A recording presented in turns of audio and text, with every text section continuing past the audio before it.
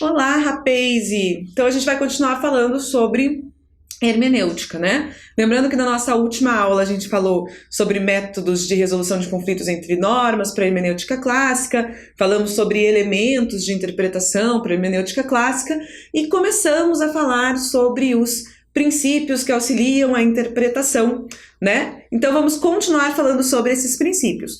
Na aula passada a gente falou sobre supremacia da Constituição e presunção de constitucionalidade. Hoje nós vamos falar sobre mais alguns princípios que auxiliam a interpretação, né? São princípios aí que são descritos pelo pessoal que estuda a hermenêutica, que nos auxiliam a ler, interpretar e aplicar as normas. Então vamos lá. Há o princípio da interpretação conforme. Esse princípio cai bastante, tá certo? Esse princípio cai bastante em prova da OAB. O que indica o princípio da interpretação conforme? Olha lá comigo aqui. Seguinte, entre duas interpretações, escolhe-se a que mais atende aos interesses constitucionais e invalida-se a interpretação inconstitucional. Então, assim, se você tem duas possíveis interpretações para um mesmo texto, né? Você tem duas possíveis interpretações para o mesmo texto. Uma daquelas interpretações atende aos interesses constitucionais e a outra interpretação não atende aos interesses constitucionais. Você deve sempre dar preferência à interpretação que atende aos interesses constitucionais. Então, se eu tenho duas maneiras de ler um determinado dispositivo normativo, duas maneiras de ler uma determinada lei, uma maneira me aproxima da Constituição e a outra maneira me afasta da Constituição, eu devo sempre optar pela interpretação que me aproxima da Constituição.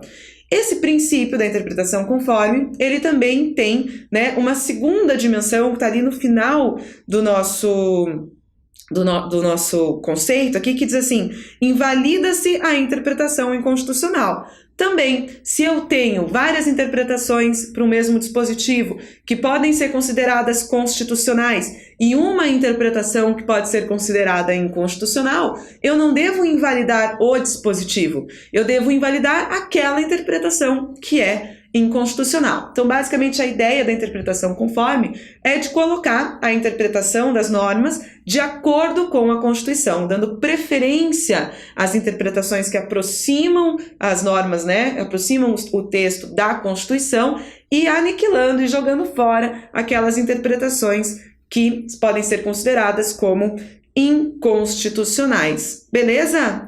Vamos continuar falando sobre princípios de interpretação. E você pode estar se perguntando assim, nossa, professora, mas como é que eu uso isso? Nossa, nós usamos muito isso na prática, Quando você está lá teorizando depois, quando você tiver a tua carteira da OAB na mão, e você estiver lá teorizando, estiver escrevendo suas petições, ou, né, quando você se tornar juiz, estiver escrevendo suas decisões, ou quando você se tornar promotor, estiver escrevendo suas petições, enfim, né, a carreira que você pretende seguir, você vai utilizar esses métodos, você vai utilizar esses princípios. Vai utilizar sim, né? Porque às vezes aparece uma possibilidade de o autor tá fazendo uma determinada interpretação de uma lei. E você, que é o advogado do réu, quer fazer outra interpretação dessa mesma lei. E aí você vai dizer para o juiz, óbvio, juiz, aqui, em virtude do princípio da interpretação conforme, você deve acolher a minha interpretação, porque a minha interpretação, ela está mais próxima da Constituição, enquanto que a interpretação que o autor está utilizando para essa lei é uma interpretação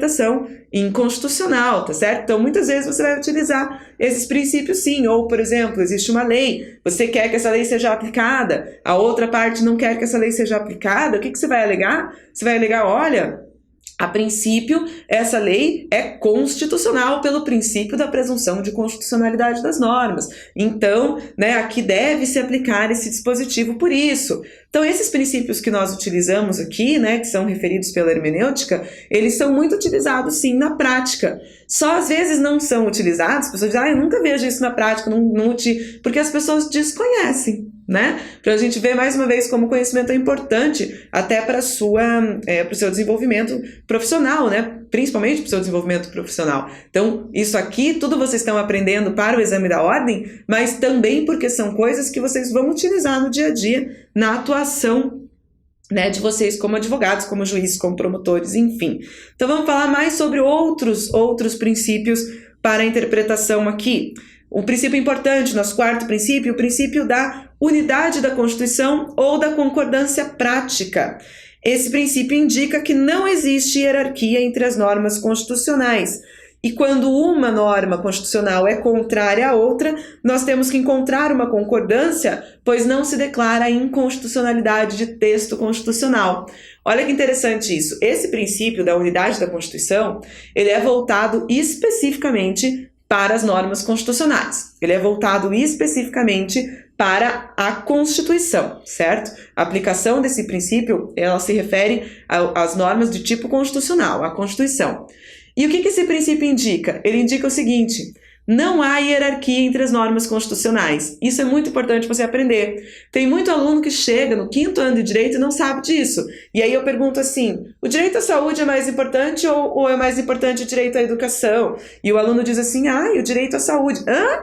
Né? Ou eu pergunto, o que é mais importante, a livre iniciativa ou a proteção do meio ambiente?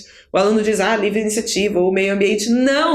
Não existe isso, gente. No direito constitucional, simplesmente não existe isso. As normas constitucionais, elas têm mesma hierarquia. Elas são, parelhas. Não existe entre elas hierarquia. Dentro do texto constitucional, todas as normas têm a mesma hierarquia.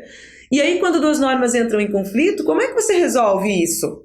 Aí você diz assim, você vai usar a posterior, afasta a anterior? Não, por quê? Porque não tem uma posterior à outra. Todas as normas constitucionais, são promulgadas no mesmo momento, pelo menos do texto originário.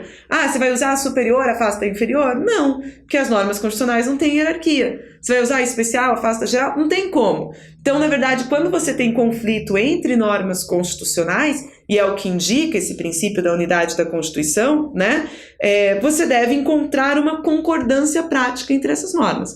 Você vai ter que encontrar uma maneira de fazer com que essas normas convivam no ordenamento jurídico, porque é impossível declarar a inconstitucionalidade de norma constitucional originária.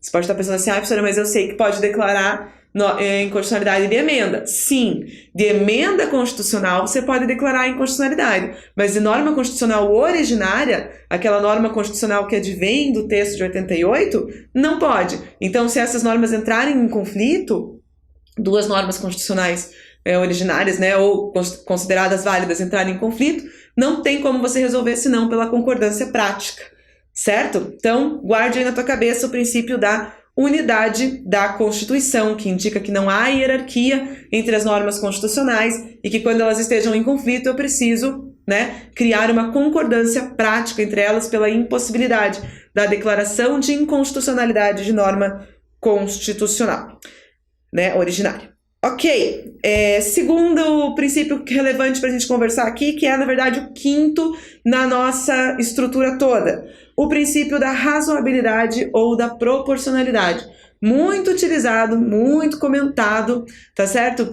Normalmente, quem fala razoabilidade é quem estuda mais os autores de matriz norte-americana. Normalmente, quem fala proporcionalidade é quem estuda mais os autores de matriz alemã. Mas, basicamente, a ideia da razoabilidade, da proporcionalidade é qual? Acompanha comigo no slide aqui, É o controle da legislação e dos atos do executivo pela adequação, necessidade e relação de custo-benefício, que nós chamamos também de proporcionalidade em sentido estrito. O que significa isso? Quando vai resolver um conflito entre normas ou quando vai haver uma restrição de um determinado direito constitucional, você precisa verificar, essa solução que eu estou dando é adequada?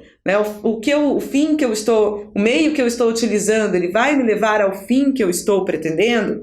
Essa restrição, essa adaptação que eu estou fazendo, ela é necessária? Não tem outra maneira de eu chegar nessa solução, menos restritiva? Ou ainda, ela é proporcional em sentido estrito? O que significa isso, Eu vou conseguir chegar no resultado que eu estou pretendendo com essa restrição ou com essa adaptação aqui, sem acabar com o direito que está sendo restringido, ou utilizando um método que tenha sentido com o que eu estou fazendo, tá certo? Então aqui, Quando eu falo em proporcionalidade e razoabilidade, é testar. Testar se a medida é adequada, testar se a medida é necessária, testar se ela é proporcional, se eu não estou usando uma bazuca para matar um passarinho, tá certo?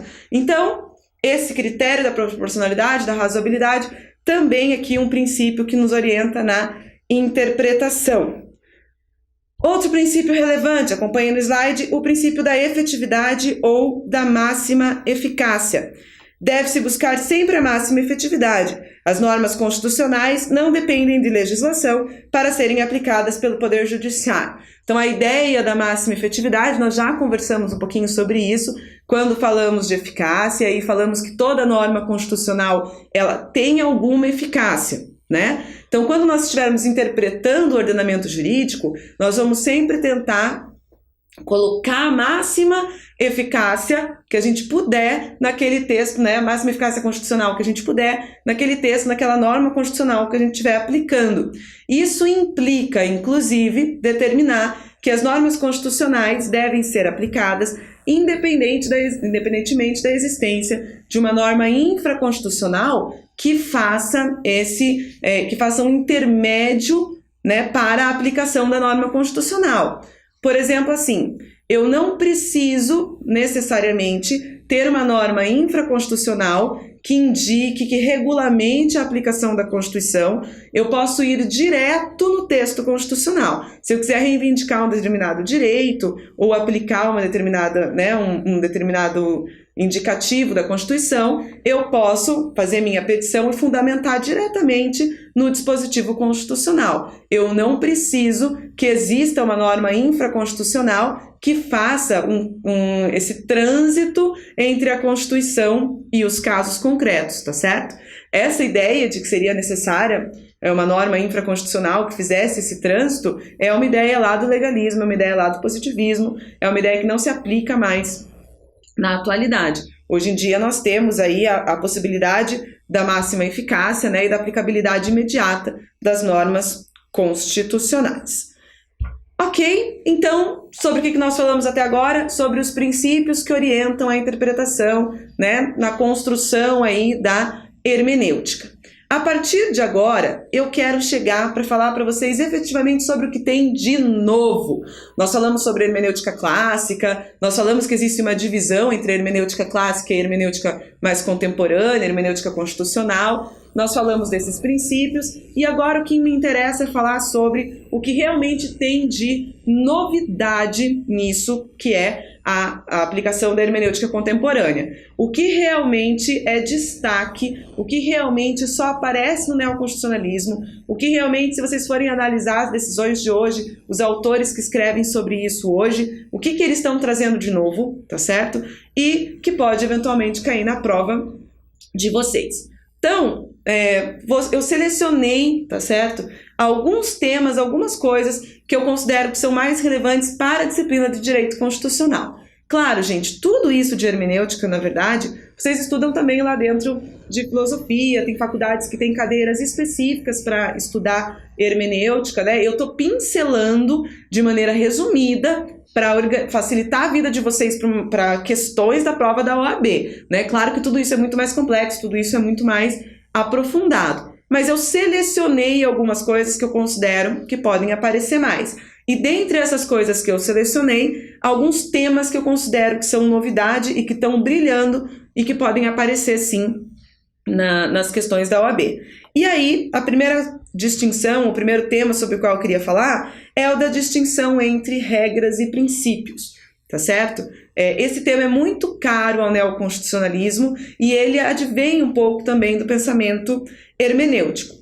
Nessa distinção entre regras e princípios, o que me interessa agora é que vocês consigam distinguir também que quando nós temos um conflito de regras é uma situação e quando nós temos um conflito de princípios é outra situação. Então, acompanha comigo aqui no slide. Olha lá. A Constituição é formada de dois tipos de normas, regras e princípios, tá certo?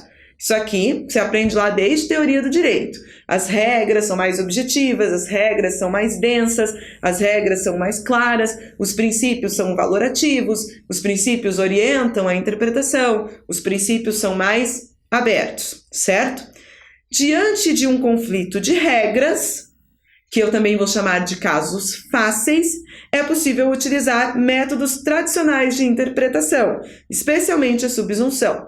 Então, se lembra lá, se eu tiver um conflito de regras, que são aquelas normas que são claras, que são objetivas, que são mais fechadas, eu consigo resolver esse conflito através dos critérios de subsunção e através daqueles critérios que a gente já estudou, do critério hierárquico, do critério temporal, do critério de especialidade. Entre duas regras, eu consigo aplicar a posterior em detrimento da anterior, a superior em detrimento da inferior, a especial em detrimento da geral. Esses casos de conflitos entre regras, os autores contemporâneos vão chamar de casos fáceis, ok? Por quê? Justamente porque você consegue eliminar uma ou outra no processo de interpretação. Mas isso é diferente quando eu tenho conflito entre princípios. Então, continua aqui a análise do nosso slide. Diante de uma colisão entre princípios, um caso difícil, será necessária uma interpretação que leve em consideração a filosofia moral e política. O que eu estou querendo dizer com isso?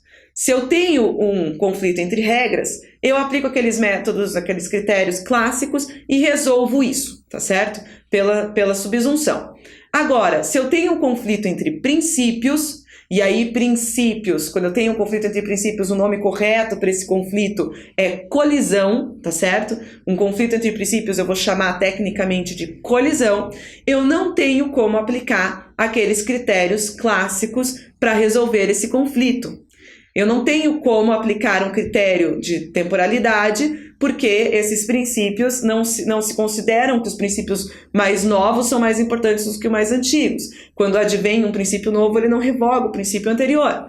Eu também não consigo aplicar o critério da hierarquia, porque um princípio não é superior ao outro. E eu também não consigo aplicar o critério da especialidade, porque todos os princípios são genéricos, são abertos, são abstratos. Então eu não tenho como aplicar aqueles modelos tradicionais. Para resolver um conflito entre princípios, eu vou ter que criar uma nova forma de resolução de conflitos, uma nova forma de resolução de colisão, e para isso eu vou ter que considerar a filosofia moral e a filosofia política, tá certo? Então, primeira coisa que eu queria que vocês destacassem aqui da hermenêutica constitucional contemporânea, que pode cair nas provas de vocês, é essa distinção entre casos fáceis e casos difíceis. Os casos fáceis são os casos de conflitos entre regras, os casos difíceis são os casos de conflitos entre princípios, que eu vou chamar também de colisões. E aí, quando eu falo de conflitos entre regras, eu resolvo pela lógica da subsunção clássica,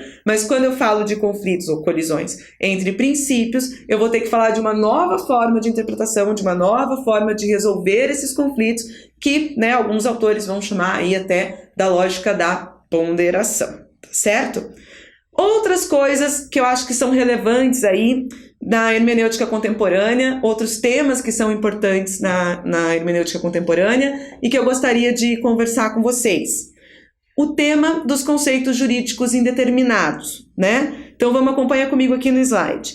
O legislador constitucional se vale de uma técnica que implica a criação de normas de textura aberta, cujo significado deve ser complementado pelo intérprete. Vamos dizer assim, comum, muito trivial que nessa nova hermenêutica, em virtude dessa nova hermenêutica, o legislador, quando ele cria os enunciados normativos, ele já cria enunciados normativos abertos. Ele cria os tais dos conceitos jurídicos indeterminados. E esses conceitos jurídicos indeterminados, eles não têm um significado pronto. Esse significado precisa ser preenchido pelo intérprete através da interpretação. Então, quando a gente fala ali, olha os exemplos que eu tenho no slide. Ordem pública, interesse social. O que é ordem pública? Qual é o significado de ordem pública? Depende. Depende da circunstância, depende do contexto histórico, depende de quem está interpretando, depende de uma porção de coisas. Quando eu falo em interesse social, qual é o interesse social? É fácil eu perguntasse para você numa prova, o que é o interesse social? Ponto de interrogação. Como você me responderia isso? Depende, professora, depende de eu saber em que caso, em que situação, né? Por que você está me perguntando isso? Aonde que você encontrou esse dispositivo dentro do ordenamento jurídico que usa esse conceito?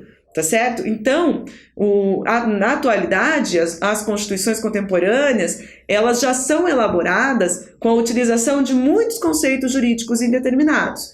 Isso faz com que o intérprete, o juiz, o legislador, ou qualquer um que vai interpretar para aplicar essa Constituição, ele precise dar significado a esses conceitos jurídicos indeterminados. E para isso ele vai ter que usar, né, todo esse aparato de interpretação.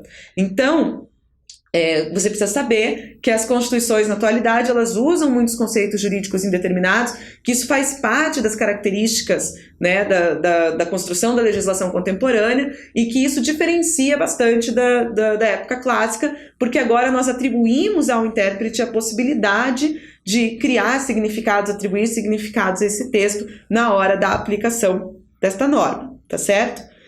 Segundo tema que eu acho relevante que a gente precisa conversar numa aula sobre hermenêutica contemporânea é a ideia da normatividade dos princípios. Acompanha comigo no slide. Princípios são diferentes de regras por possuir menos densidade normativa. Princípios determinam valores que conferem discricionariedade ao intérprete. Então aqui, de novo, a figura dos princípios, né? Aquele que nós já falamos sobre a distinção entre regras e princípios, nós já falamos sobre a questão da diferença na resolução dos conflitos entre regras e dos conflitos entre princípios, que nós chamamos também de colisão, e aqui eu chamo mais uma vez a importância, né, de você entender que nos ordenamentos contemporâneos e nas normas constitucionais, os princípios são muito relevantes. E mais do que os princípios serem muito utilizados, ou mais do que os princípios estarem muito presentes nas normas constitucionais, os princípios no neoconstitucionalismo, na contemporaneidade, eles têm força normativa.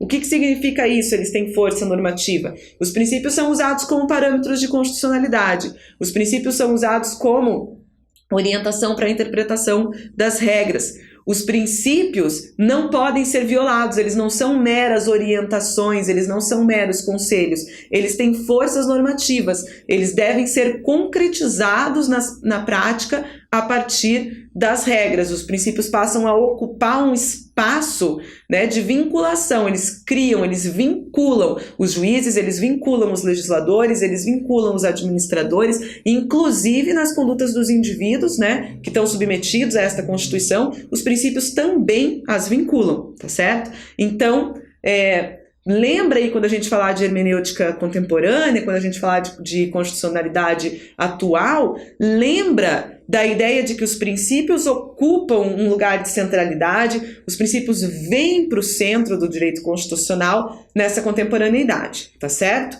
Por isso que eu os destaquei aqui. Também destaquei, e aí estou na mesma lógica ainda, a ideia das colisões, né? Então acompanha comigo aqui o nosso slide. Normas constitucionais não têm hierarquia, você já sabe disso, a gente já conversou sobre isso. Por exemplo, a norma que defende a promoção de desenvolvimento econômico e a norma que defende a proteção do meio ambiente. Não há hierarquia entre essas normas, então, no momento em que eu tiver um conflito ali entre elas, a norma que defende, né, a promoção do desenvolvimento econômico e a que defende a proteção do meio ambiente, eu vou ter que encontrar uma maneira de fazer com que elas convivam dentro do ordenamento jurídico sem afastar uma ou sem anular a outra, né? É impossível de anulá-las, elas têm a mesma hierarquia. E aí já vem para o nosso conceito D aqui, para o nosso conceito D que está em vermelho, que é a ideia da ponderação. Esses casos difíceis, né, que são aqueles casos de conflitos, colisões entre princípios, que eu não consigo aplicar a lógica clássica de subsunção, eles são resolvidos com seções recíprocas, para um caso concreto, né, para cada caso concreto, e utilizando-se a razoabilidade e a proporcionalidade. Então, quando eu tiver um conflito entre os princípios, que eu vou chamar de colisão, eu vou resolver esse princípio através da utilização de uma ponderação que vai implicar cedência recíproca, ou seja, cada um desses princípios vai ter que ceder um pouco para que eles consigam conviver harmonicamente, e eu vou apresentar soluções que são específicas para cada caso concreto que eu tiver. Se em uma situação, diante de um caso concreto, pode ser que o princípio que vai valer naquele momento é o da promoção aqui do desenvolvimento econômico. Mas pode ser que em outro caso concreto, o princípio que vai valer é o princípio da proteção do meio ambiente. Não tem como eu dizer de antemão, se você perguntar assim, cair na tua prova da OAB, o que é mais importante? A promoção da economia, né, do desenvolvimento econômico, ou a proteção do meio ambiente? Não tem como você responder, você precisa perguntar em que caso concreto, em que situação, porque é só analisando aquela colisão diante daquele caso concreto que eu vou conseguir chegar a uma solução, tá certo?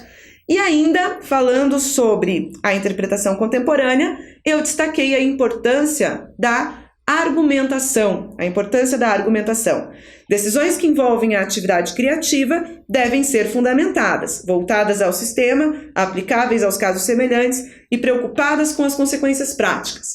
O que quer dizer isso? Bom, até agora, olha tudo que nós comentamos aqui. Nós falamos que a gente teve uma transformação do constitucionalismo para o neoconstitucionalismo. Isso implicou, inclusive, uma transformação nos processos hermenêuticos. Uma coisa era a hermenêutica clássica, outra coisa é essa hermenêutica contemporânea, essa hermenêutica constitucional contemporânea. E aí, eu falei para vocês, olha, o sujeito ganhou protagonismo. Aquele que faz a interpretação, ele ganhou protagonismo. Se antes nós achávamos que podíamos encontrar todas as respostas para os conflitos, para os problemas jurídicos nas normas e no ordenamento jurídico, agora a gente já não acha mais isso, né? Agora a gente acha que é preciso descobrir essas soluções e às vezes é preciso criar essas soluções, né? Depende, tem autores que dizem descobrir, outros autores dizem criar, mas fato é que nós não achamos mais que está tudo no ordenamento jurídico. Também, antigamente, nós tínhamos normas com mais estrutura de regras, normas que deveriam ser lidas de maneira literal, que deveriam ser, o intérprete deveria simplesmente ler aquela norma e aplicar aquela norma. Agora nós já entendemos diferente. Nós já trabalhamos com conceitos jurídicos indeterminados e nós já trabalhamos com a criatividade do intérprete. O intérprete vai ajudar a atribuir significado naquela interpretação ou vai reconhecer que ele pode atribuir significado a uma determinada, né, interpretação. Então, se esse intérprete agora ele tem mais atividades, se ele tem mais possibilidades, se ele tem mais espaço na construção das soluções, esse intérprete também vai precisar fundamentar melhor essas soluções. E ele vai precisar... E como é que se fundamenta, né, uma solução diante de um problema jurídico? Se fundamenta com argumentação. Então, na interpretação contemporânea, a grande importância também da argumentação, de que o intérprete utilize muita argumentação, muito fundamento, de que ele realmente justifique, amarre as suas decisões. E aí ali nós temos 3 parâmetros para isso, né? As decisões devem ser voltadas ao sistema, ou seja, o intérprete, por mais criatividade, por mais liberdade que ele tenha diante de uma solução que ele vai ter que apresentar para um caso, ele precisa justificar essa solução no sistema jurídico, né? No sistema jurídico. Ele não pode justificar na vida dele. Eu acho que nesse caso deve valer o meio ambiente ou deve valer o desenvolvimento econômico porque eu gosto mais assim. Não. Ele vai ter que encontrar esse porquê no ordenamento jurídico. Porquê a Constituição, ou porquê a jurisprudência, ou porquê a lei, ou porquê o princípio, tá? E, segundo parâmetro aqui, essa decisão tem que ser aplicada, tem que ser possível de aplicar aos casos futuros que são semelhantes. Quando esse intérprete, como ele tem toda essa liberdade agora, né, diferente de antigamente, ele precisa prever se essa decisão que ele está aplicando é possível de ser aplicada em casos semelhantes futuros. Porque ele tem que se preocupar com a uniformidade, ele tem que se preocupar com a coerência do ordenamento jurídico, ele tem que se preocupar com a segurança dos outros, né, que vão receber decisões semelhantes em casos semelhantes. E, por fim, também ele deve se preocupar um pouco com as consequências práticas da decisão que ele profere, para que, com a decisão dele, ele não acabe causando, às vezes, mais injustiça, mais perigos, mais prejuízos do que antes dele apresentar essa solução, tá certo?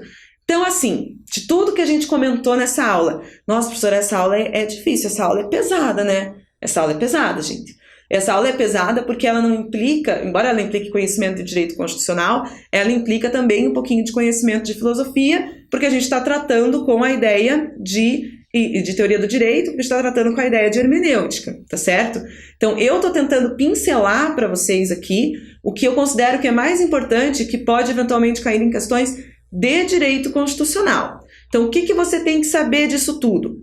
Você tem que conhecer lá, lembrar lá, né, dos princípios, ok, de interpretação, que nos auxiliam a realizar as interpretações, e você tem que conhecer algumas dessas categorias que são utilizadas na hermenêutica constitucional contemporânea. Dessas categorias, o que é mais relevante? A distinção entre casos fáceis e difíceis, né? A ideia de colisão, a ideia de ponderação e a ideia de argumentação para justificar as decisões obtidas nas ponderações, né? Que são realizadas para solucionar as colisões. Tudo bem? Então é o seguinte, a gente encerra essa parte de hermenêutica, tá certo? Eu sugiro a vocês, como essa aula é um pouquinho mais pesada, um pouquinho mais difícil, eu sugiro que vocês baixem o nosso material, que vocês leiam, né, acompanhem, vejam se ficou alguma dúvida, né, procurem exemplos e tal, deem uma aprofundada nisso. Nós vamos passar para Poder Constituinte na próxima aula, ok? Eu agradeço muitíssimo a quem ficou aqui até agora e nós conversaremos mais, portanto, nas nossas próximas aulas na sequência. Muito obrigada!